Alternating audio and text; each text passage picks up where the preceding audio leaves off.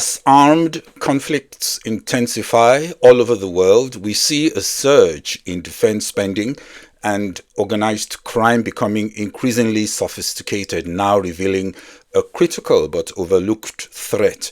Corruption is enabling weapons to fall into the wrong hands on a global scale. More bribery and diverted funds enriching crooked government actors and agents, and weak controls enabling fraud. Just in, US and China agreed on a 90-day pause on tariff increases and to lower tariffs by 115%. US lowers tariffs on China from 145% to a base of 10% plus a 20% fentanyl levy.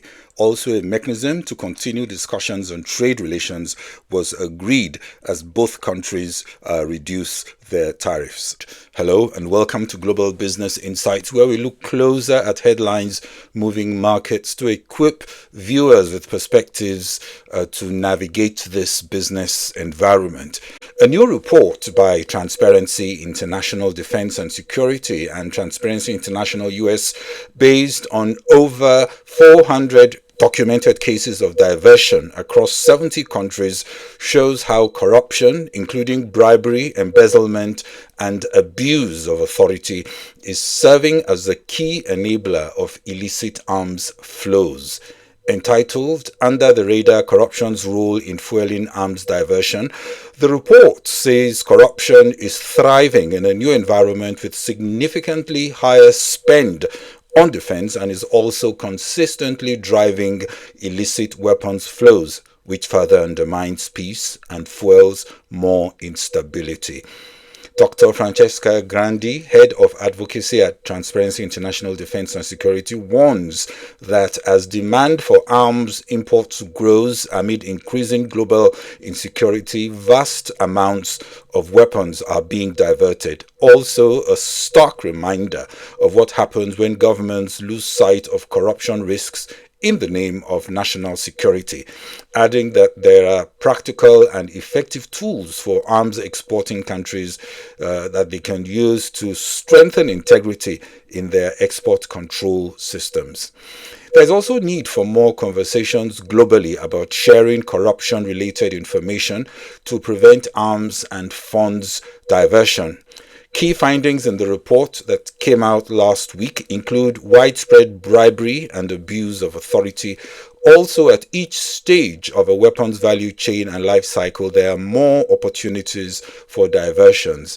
The active use and storage stage had the most corruption-fueled diversion cases, followed by the disposal, international funds transfer, and production stages. Also worrisome is that in more than 200 cases, military or security personnel reportedly colluded with illicit actors such as agents, insurgents, or terrorists. Are there solutions? According to the report, countries need to implement new policies and guidelines that incorporate targeted risk assessment questions that assess often overlooked defense and security institutional controls. Also, there should be more international collaboration on corruption in arms transfers by sharing information on corruption risks involving arms transfers within the Arms Trade Treaty, that's ATT framework, and other multilateral treaties for deeper discussions on this topic. Adding that research to curb corruption-fueled arms diversion, including funding studies on related issues and efforts to strengthen the integrity of defense and security institutions, should be encouraged.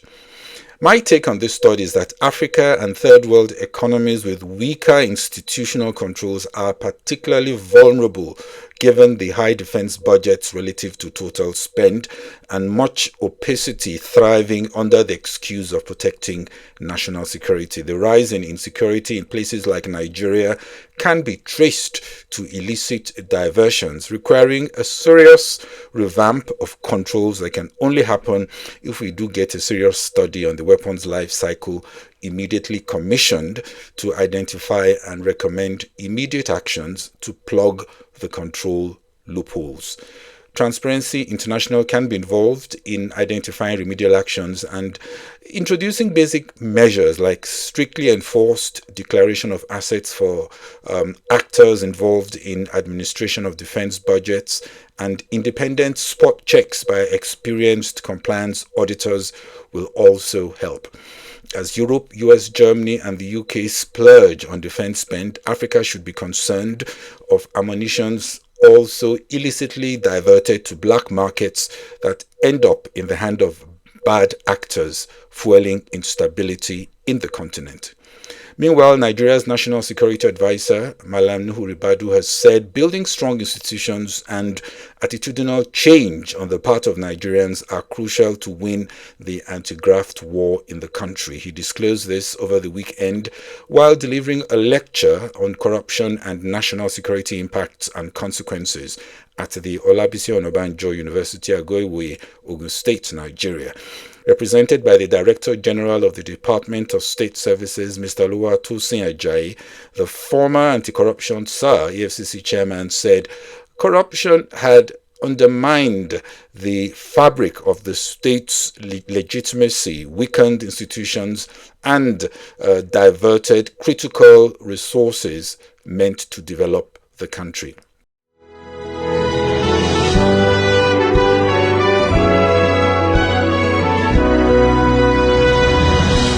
Now to other global business stories. In the UK, the Home Secretary has outlined a fundamental shift in the country's immigration system. Yvette Cooper has promised to cut 50,000 lower-skilled visas this year. But some industries, such as construction, will still be able to recruit from abroad during a transition period, but others will have to train people in Britain. Still in the UK, the number of UK entrepreneurs voluntarily shutting down viable businesses has hit the highest rate since the pandemic, with advisors blaming rises to tax rates for the jump in liquidations.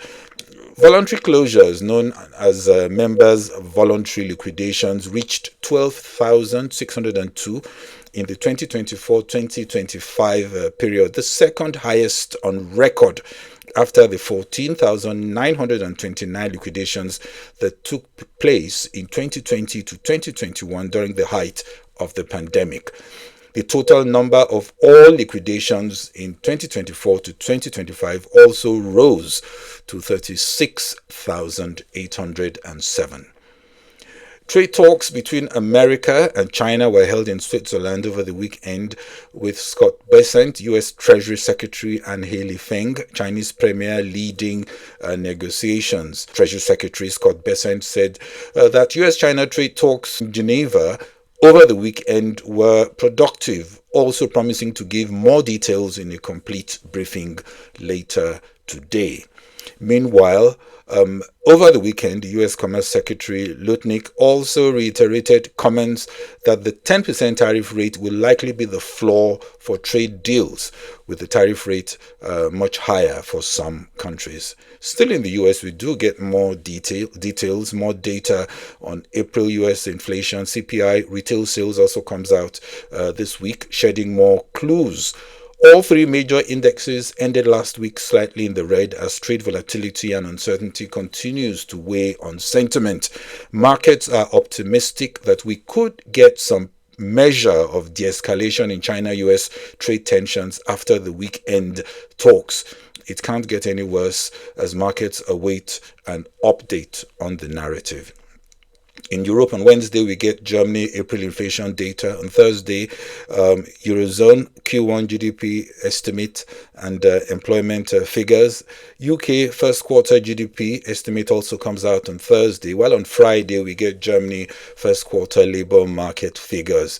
Italy also, April CPI inflation rate data comes out on Friday. Other major data and business events include Japan, preliminary first quarter GDP print, the 15th annual US-China Business Conference hosted by the US Chamber of Commerce also begins in Washington. It will run till Wednesday. Still in the US, Trump is on his first major trip this week in Saudi Arabia and Middle East Gulf states. Saudi Arabia and the UAE have already pledged $2 trillion worth of US investments. Major US players like Disney are also doing major deals. For example, a park and resort is going to be set up in Abu Dhabi, and BlackRock announced it would partner with Abu Dhabi conglomerate IHC in the reinsurance space. Analysts see more wins in investments and possible collaboration in dousing geopolitical tensions in the region. After a Saudi-US investment forum in Riyadh, Trump will visit Qatar and the UAE with many bilateral meetings planned. And in China, more deflationary pressures driven by falling demand as the PPI producer price index dropped 2.7% in April year-on-year, worse than a 2.5% in March, still less than forecasts for a 2.8% fall. Analysts are pointing out that China still faces persistent deflationary pressures, and as exports likely weaken, the pressures may continue to rise. Saudi Aramco's Q1 net income came in at $26 billion, down from $27.3 billion for the same period last year, also slightly above analyst expectations of $25.3 billion. The numbers signal continuing strain for the oil giant's balance sheet as crude prices show little sign of recovering. Aramco also said in March it would be slashing its performance-linked windfall dividend payout for Q4 2024 to $200 million, down from $10.2 billion the previous quarter. That's down by $10 billion. That's a huge hit for the Saudi government. Still on global trade, Japanese Prime Minister Shigeru Ishiba reiterated on Sunday that they are aiming for the elimination of all tariffs in trade negotiations with the United States. Somewhat optimistic there. Ishiba said that discussions have gradually come together and that Tokyo's relationship with the US and Trump is surprisingly good. Egypt's annual urban consumer price inflation inched higher to 13.9% in April from 13.6% in March. That matches analyst expectations. Month-on-month inflation was 1.5% higher at the end of April than at the end of March. On Thursday, May 15, we could be getting the Nigeria April Consumer Price Index data. Remember, the March 2025 CPI inched up with the headline inflation rate of 24.23%. Analysts are expecting inflation in the country to be stabilizing.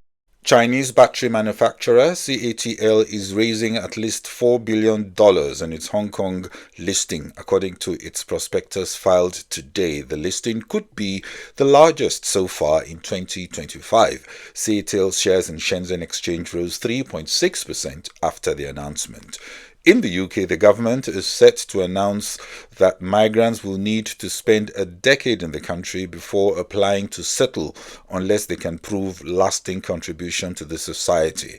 The proposal to be unveiled today ends automatic settlement after 5 years and is part of a sweeping set of changes tightening immigration rules. Eyebrows were raised as it was reported that the US administration will accept a luxury Boeing aircraft from Qatar's royal family this week in what could be the most valuable gift ever received from a foreign government. This as Trump sets out on a visit to the region this week. Asia-Pacific markets were boosted by positive signals from the China-US trade talks. US futures also positive as markets cheered the talks. Also, we saw Indian stocks leading gains after a fragile ceasefire with Pakistan held over the weekend. But offsetting gains, shares of Asian pharmaceutical companies sank after the US president said he was ordering substantial cuts in US prescription drug costs. The order instructs the Department of Health to reduce payments for medications to the lowest price paid by other countries. Last week, he signed an order to reduce the time it takes to approve pharmaceutical plants in the country as part of new regulations to encourage domestic manufacturing. Well, that's it on this edition of Global Business Insights. Thank you for watching. Bye bye.